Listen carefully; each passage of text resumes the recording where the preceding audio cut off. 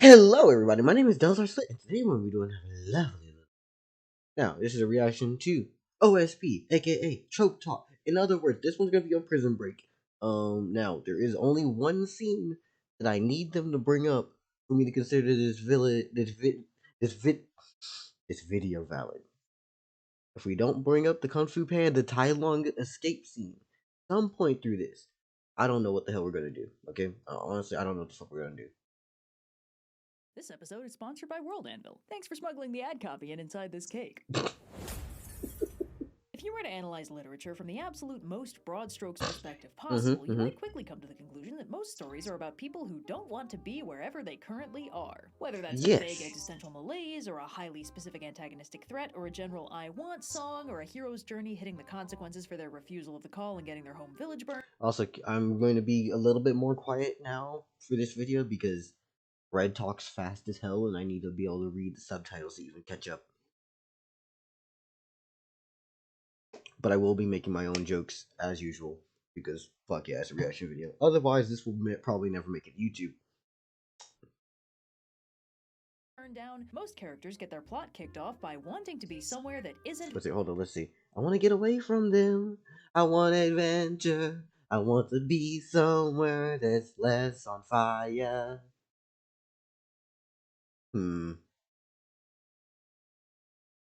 I feel number 1 and 3 are me. Where they are right now. In the rare stories where this isn't the case, the hero tends to be uprooted anyway, and then spends the rest of the story wanting to go back to where they started, which conveniently loops right back into not wanting to be where they are right now. Now, this school of broad-scale analysis is fun, reductive, and typically pointless, but today it's going to help us highlight a fun space of stories that are basically this principle boiled down into its purest form. When you want to explore how a character handles being stuck somewhere they really, really don't want to be right now, you might want to put them in a prison break plot. In fiction, prisons most commonly appear as locations where villains are non-lethally disposed of and or break out of to become problems. Their security and impenetrability is commonly bragged of, but usually quickly disproven when the bad guys break out easily and or repeatedly. Jokes are often made at their expense, and characters might become self-aware of how prisons seem absolutely useless at actually keeping any major villains. I like the idea of just saying, hey, we can't actually keep these motherfuckers here. You realize that, right? Y'all have superhuman, extreme powers and way too much intelligence or just wit and shit that y'all can do. What did you expect? Like, the asylum should never have to deal with the Joker. The Joker should just be locked in a fucking box underneath the ocean on a planet that's separate from Earth.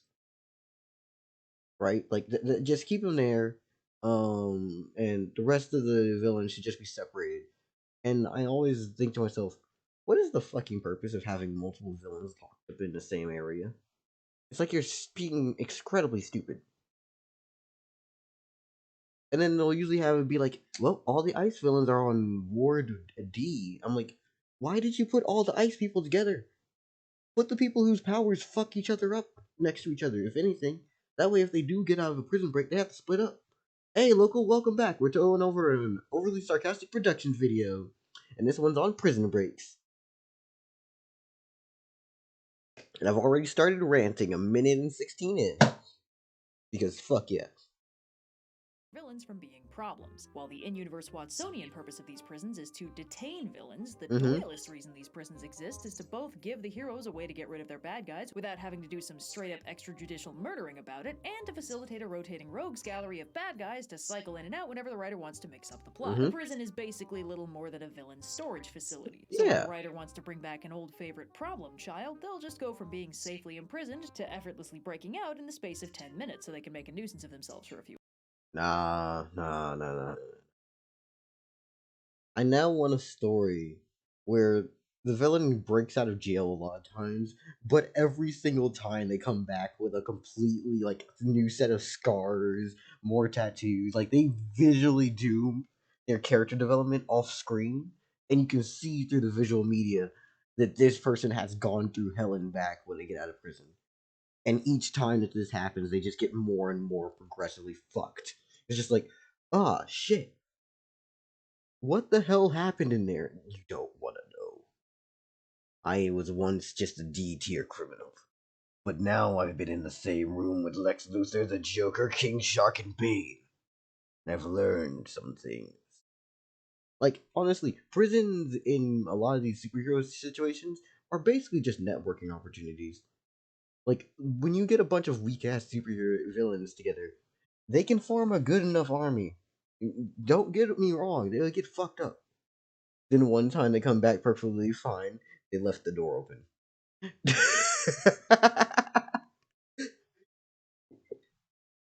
Episodes. Sometimes an extra spicy bad guy will break out only once under extraordinary circumstances and then be defeated for good before being placed back on the shelf for potential future use. Villain prison breaks tend to be quick and painless, usually just serving as an inciting incident for the heroes to respond to. However, none of this quick and easiness applies when the heroes are the ones breaking out. The prison break plot is a stock episode format where at least one major character is imprisoned, almost always by an antagonist, and the plot is them escaping, sometimes with outside help. It has hefty overlap with both the damsel in distress and the heist plot, kind of a fusion of the two, where the heisted MacGuffin is a character who can play an active role in the proceedings. The core appeal of the prison break plot is the process by which the characters bypass or overcome the prison's security measures before making their clever escape. And while it's a fun thought experiment in isolation, it also presents a unique space of interesting character potential by putting all the characters involved in a very tense situation that automatically casts them as underdogs Just against normal an overwhelmingly dog. powerful and dispassionate threat, a situation that most characters are not accustomed to. Because of this, the prison break plot usually works best as an episodic installment of a longer running series, where an established cast of characters the audience is already familiar with plans a breakout or rescue.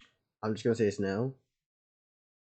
I haven't seen the one moment that I'm looking for, but they may get to it, or maybe they won't. But this won't be a valid prison breaking video unless we talk about Kung Fu Panda, because that is the best fucking prison break I've ever seen. And the audience gets to see them handle the unique challenges and stressors of the subplot. But it can also work in other contexts, like a character origin, the plot of an action movie, the first third of a bigger action plotline. It can even be a cold open that starts the rest of the story, or how the band gets together before the big adventure. It's a versatile little chestnut. Oh yeah, wasn't there like a Fast and Furious? I think it was Fate of the Furious. Cause that's the one I've seen all the way through. Where The Rock and Bald Man fight through prison riot shit. Probably because it's basically what you get if you boil down internal character conflict to its absolute most concentrated form. I want to get out. No! Where they are, antagonist wants to keep them where they are, conflict ensues. As a stock episode, the prison break plot has certain elements that very rarely change. The big one is the authority. This is the force keeping our hero or heroes imprisoned. This authority capturing those heroes is the inciting incident for this plot. The authority is usually a vast nebulous force like a government or other legal system, but it'll typically be personified by individual representatives like wardens, someone who can put a face and personality to the otherwise distant and massive antagonistic figure that backs the prison. The authority can be a full-blown evil. Awesome. I forget this man's name, but I hate the fact that his literal white collar scheme is hotter than the red and black one.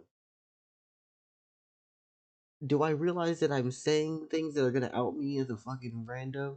Yeah, but who cares?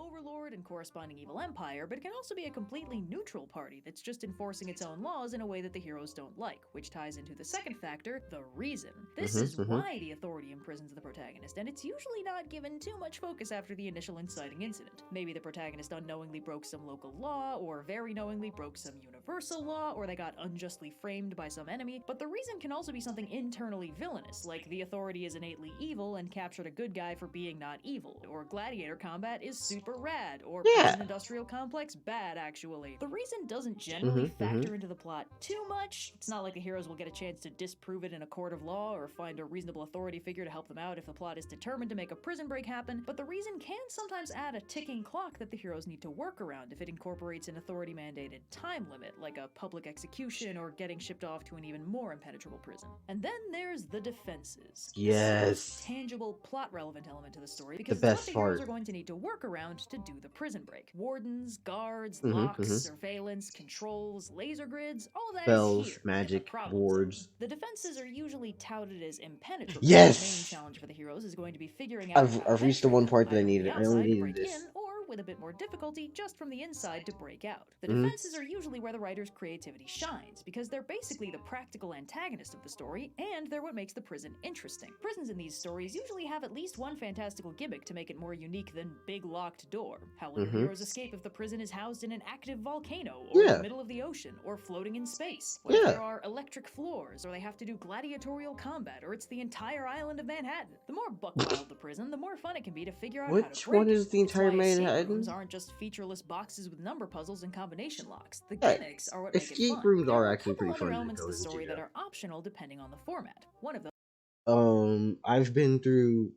one escape room place before. I wasn't that great at the freaking escape room part where I had to do all the puzzles and locks because my immediate thought is just going, I have time on my side unless there's a ticking talk. Did I just say a ticking talk? Unless there's a ticking clock, I'm just gonna go through every combination possible and take my time. I have that level of patience. Um, but the one part of the escape room that I actually did enjoy a lot was the fact that, hey, y'all know those lasers that you can do? Like lasers that you see in movies and shit? They had a thing with that. Um, guess who got through that perfectly without actually triggering one of them? Me. That shit was hella fun though. Um,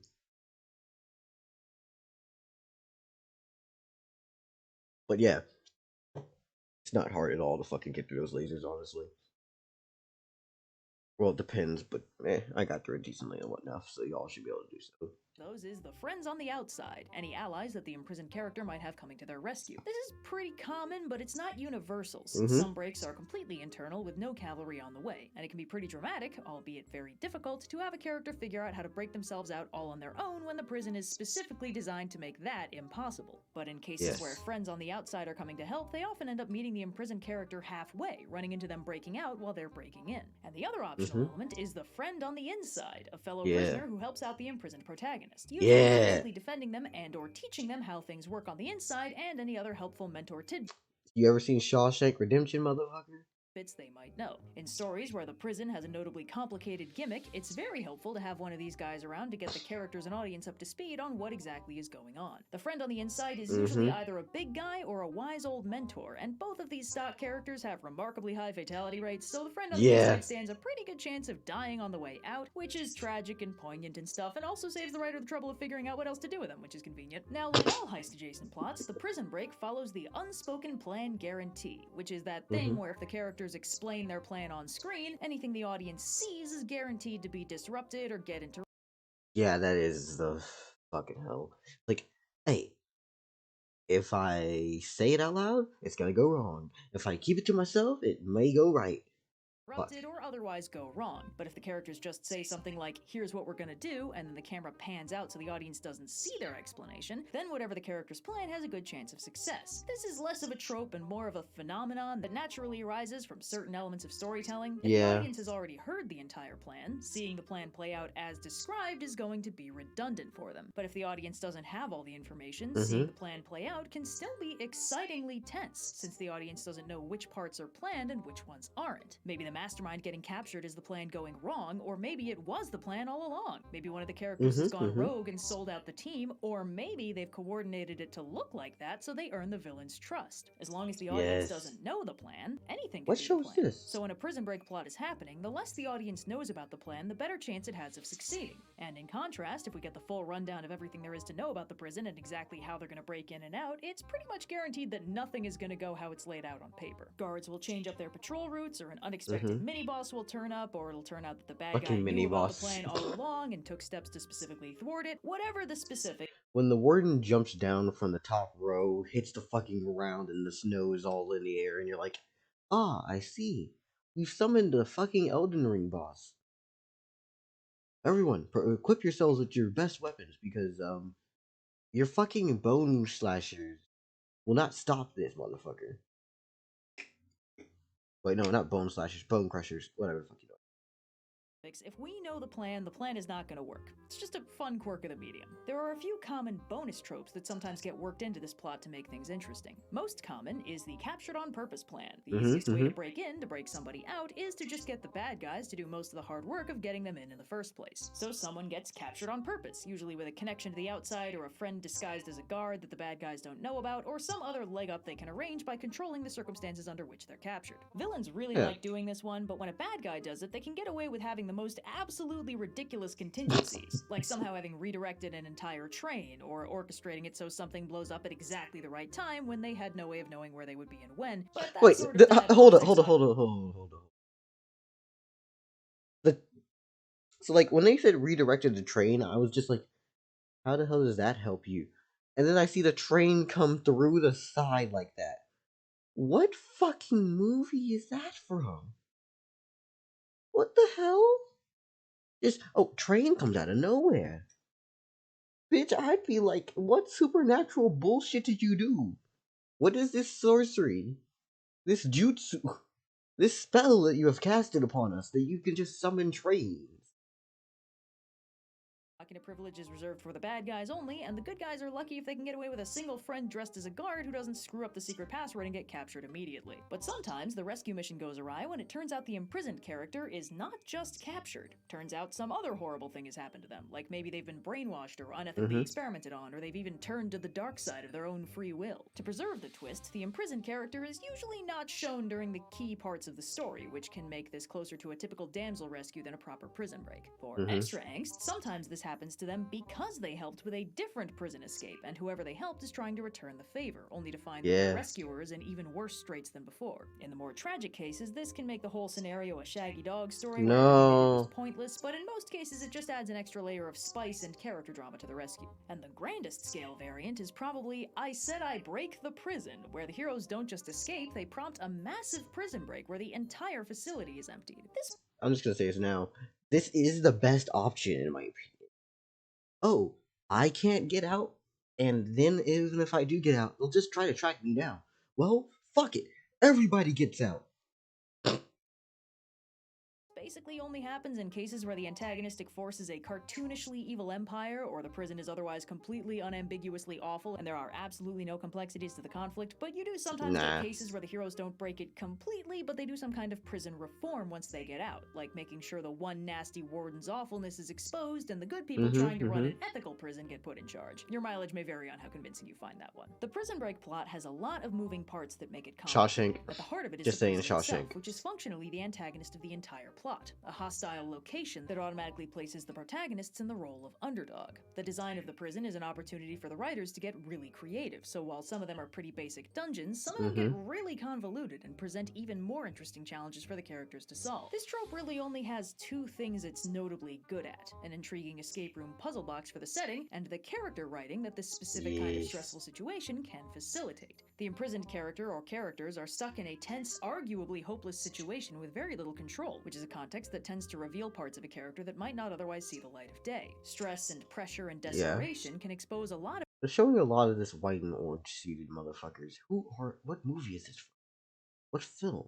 Interesting complexities under the surface, and it's always fun to explore how a familiar character handles a new and unfamiliar situation. As a side effect of the odds being completely stacked against them, characters in the plotline might be driven to temporarily team up with characters they were previously at odds with, maybe even characters that are responsible for them being imprisoned in the first place, or vice versa, which can even kick off a full-on redemption arc if the team-up goes notably well. And the process of breaking the prison requires that the characters be clever, coordinated, sneaky, and subtle, which in more action-heavy stories can be a rare treat, and it's always fun to follow along with characters that are being smart, even if it can take a lot of work to write convincingly. The main difficulty with these stories is actually a little bit hard to spot. The thing is, prison break stories are usually good at least one of the two main factors of the story: the clever escape or the fun character moments. And if it's notably good at one of those things, it can get a little hand-wavy with the other. A prison break plot that gets really deep into exploring how the characters handle the imprisonment, the breakout, or the rescue can be fun to watch even if the prison is just a garden variety dungeon with a locked door and the actual breakout process is just a matter matter of knocking out guards and picking locks. And a really complicated prison with a ton of impenetrable defenses and wacky gimmicks can make for a very fun escape plot, even if the actual characters are basically just puzzle-solving machines perfectly executing their clever escape. Sometimes a story nails both elements and you get a really good prison break where the prison itself is interesting and the character arcs are fascinating to watch. But sometimes these stories get a little bit wobbly in places, and it usually happens for the same reason all clever plan plots get wobbly: the simple fact that figuring out a genius plan is a tall order for a writer to pull off. There's a rule of thumb when writing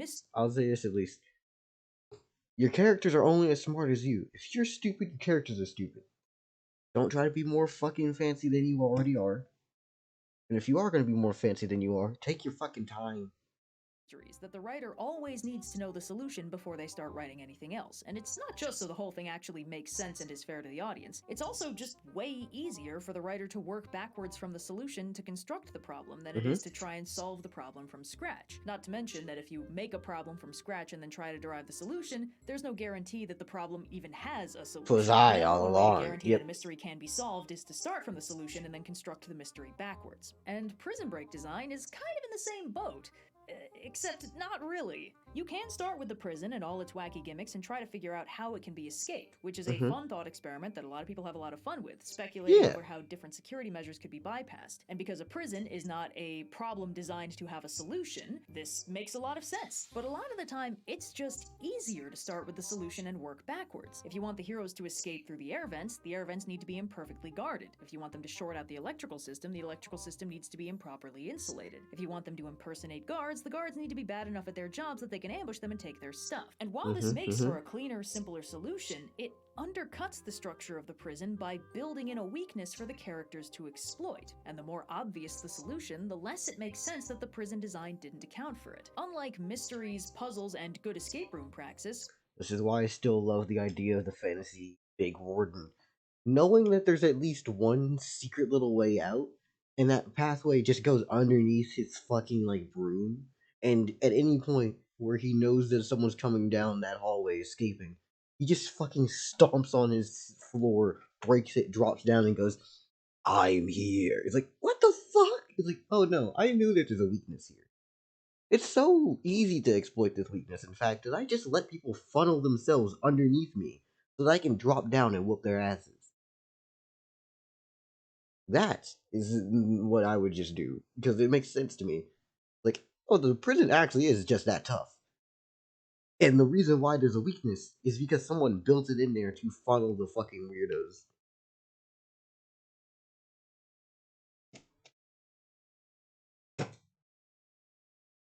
When writing a prison break plotline, the best results usually come from stories that don't have the solution baked into the design. There's a fundamental difference between a character uncovering an inobvious solution that has always been there, like a detective solving a mystery, and a character piecing together a solution from a bunch of disparate elements that have never been combined in that way before. The first makes a good mystery, the second makes a good prison break. So, yeah. And thanks again to World Anvil for sponsoring this video. As you may know, World Anvil is a browser-based writing and role-building software designed to help creators by the way, I'm going to leave the link in the description of this video. I'm going to leave to this video in my description. I'm also going to leave the link to this channel in the description. We're going to like it here. I need y'all to get over to this channel called Overly Sarcastic Productions, Red and Blue, and Indigo, and all the other motherfuckers who are here. They all make very good videos, so please, track of your plot lines do what across you do. time and space. Plus, with the newly expanded Family Trees tool, you can keep track of all the convoluted interpersonal dynamics at play in your cast of characters. And once the world is all built, World Anvil has plenty of tools you can use to write. With its built-in word processor, you can keep all your notes right on hand while you write your actual story straight from the dome to the page. If you're interested, and why wouldn't you be, World Anvil is offering a discount just for you. Use code Overly Sarcastic for 51% off any yearly membership, and thanks again to World Anvil for sponsoring this episode. Lovely. Anyways, my name's been Delzarslit, and fuck it, you've been here long enough. I should probably plug myself. Okay, number one, you can like this video, dislike this video. I don't give a fuck. You can comment on this video, but I'd like you to actually speak something constructive, you know? Like, hey, you did this good, or hey, you did this bad. That would be very helpful. Like, that's actually relevant information I'd like to Nickus. Anyways, and then as for my, like, description of things when it comes down to what the fuck is it?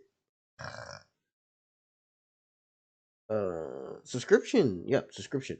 You can subscribe to me if you fit two categories. Those categories are actually really simple. Number one, you think that I'm worthy of your subscription. Okay, do not subscribe out of pity. And also subscribe because you want to come back around and support me. Please, come back. I need you. No. Just only do it if you actually care.